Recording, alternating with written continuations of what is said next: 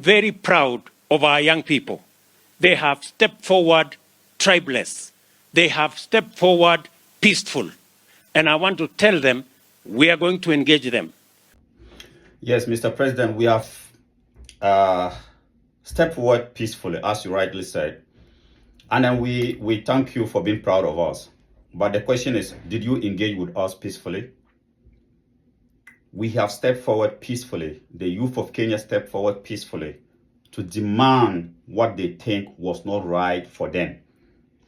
But did you engage with us peacefully?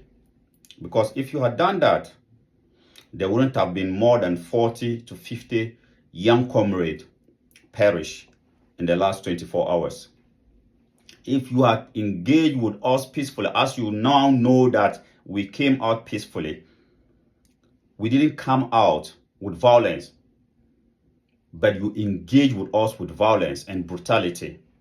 And as we speak, we have lost more than 40 of our comrades, young Kenyans, young, vibrant Kenyans, citizens of Kenyans, perish in the last 24 hours. No apology. No words can bring those comrades back. They have given up their lives for their motherland. And then we demand that those who give up their lives for whatever cause shall be realized. Yes, it shall be realized. Their life will not go, or their sacrifice will not go in vain. So yes, we are ready to engage with you, Mr. President. But it will be based on our own terms. And that is, we don't want no IMF or no World Bank to be interfering, or no America to be interfering in the politics of Kenya. Because all this thing that is happening, it is because of those people. Mr. President, we trusted you. We put you in that position for you to work for the interests of Kenya or Kenyan people. And then we told you, do not dine and wine with the devil. The Western world is falling. Why do you decide to go to bed with them? Remember, you are so intelligent, very smart than we are seeing today. Those Western world, you should know that they don't have permanent friends. They never, and they will never have permanent friends. What they have is permanent interest. And today, as they are pushing you to brutalize your own people, tomorrow, if they see that they can no more longer use you, they will abandon you. The history is there for you to learn from that. Why do you decide to go to bed with the devil? And this goes to the other African leaders. You people must realize that it is a new dawn for Africa. This is not the Africa that your colonial criminals whom you call your colonial masters. We today, with this generation of Africans, we no longer see them as our colonial masters. We see them as colonial criminals. And that is what we're going to be calling them. Those colonial criminals, when they used to manipulate our forefathers, we cannot, or we will not allow ourselves to be manipulated by these colonial criminals. So every African leader must get this. We demand our respect as children of Africa, and for that matter, children of Kenya. We want our respect, and nothing, no World Bank, no IMF will stop us from getting that respect. And this is just a tip of the iceberg. Mr. President, I think some of you didn't listen to what Captain Tiarori was warning you. Was it last year? Yes, last year in Russia. This was what he said.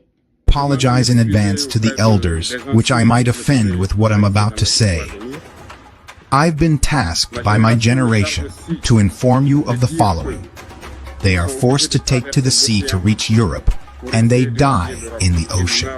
But that from now on they will not go drown to their death. They will come to our palaces instead to demand their daily bread. As for Burkina Faso, yes, that was Captain Traore. This is a new dawn for Africa. This is a new generation of Africans. We demand nothing but respect and dignity from our leaders. We voted you into office to work for our interests.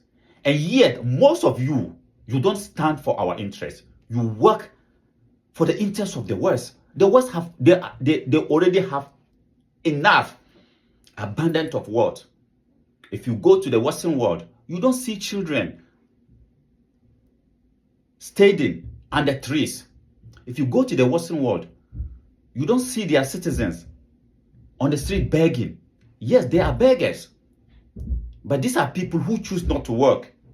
But if you come to Nairobi, if you go to Accra, if you go to Lagos, if you go to Addis Ababa, if you go to any of our major cities, you see young, able men and women with no jobs. And then we put you in charge to provide dignified life for those people. And yet, some of you, or most of you, decide to work for the interests of those people who already had enough.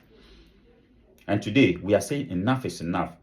And this revolution that has started, nothing, no brutality will stop it. So if you people know, you must better get ready to work for the interests of Africa. And Mr. President, you talk about democracy, whatever. You cannot manipulate us with no democracy.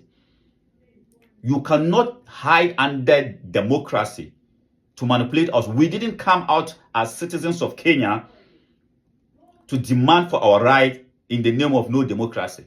Whether democracy or autocracy or dictatorship, we want a dignified life. That is what we are demanding for. So you don't come out talking to us about democracy. Democracy can be good for as long as it can provide us what we want. But as long as democracy is not giving us the dignified life that we are demanding today, do not talk to us about democracy. We came out to demand what is rightful ours. And that is what we are going to get. No IMF, no World Bank, or no America or Britain or whoever will stop us, the children of Kenya, from getting what we want. Our land have enough abundance of wealth to make us, to give us the life that we deserve.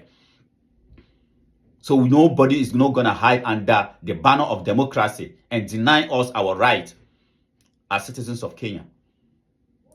And for that matter, Africa. It is about time the leaders of Africa wake up to the realization that this generation of Africans cannot be manipulated. We refuse, and those of you who decide that you're going to continue to follow the Western colonial criminals to manipulate us and to keep us under the bondage of Western imperialism, then it will not work. And history will judge you harshly. History will judge you and your children harshly. But Mr. President, President Ruto, we love you. You still have enough time to redeem yourself. You are very smart.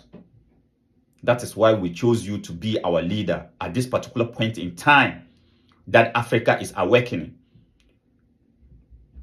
The land of Africa, the trees, the seas, the rivers are awakening. And nothing is going to stop the awakening. No brutality, no police brutality or armed force can stop us, can stop this revolution. And then you people must know that. You must know that it is a new generation of Africans who will not take anything less than a dignified life. That is what we are demanding. It is rightful ours as children of Africa to live a life of dignity, not to be disrespected all over the world just because we don't have good so-called leadership.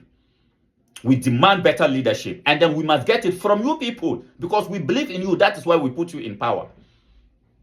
And that is what you're going to give to us.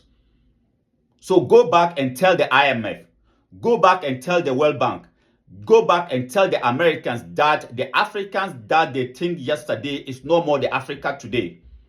That this generation of Africans say, no, we will not take anything less than what we deserve. Yes. We will not. And then if anybody dares stand our way, you will not like it. All that we want is a better life, or you get the hell out of our sight. Get the hell out of their way. There's a new force of nature at hand, stirring all over the world. They are the young people whom, frankly, we have failed, who are angry, who are organized, who are capable of making a difference. They are a moral army. And the most important thing that we can do for them, get the hell out of their way. I thank you very much for coming around. Please join our mission, One Africa mission. We are on a mission, and our mission is all about the unity of Africa and the dignity of the African child. Please, if you appreciate what we are doing, please join our mission. Let us all together fight for a united Africa. And we said it before, any African leader today who is not speaking for the unification, about the unification of Africa, will make you unpopular, because we are sick and tired of you people giving us, just talking to us without action. I thank you very much for coming around.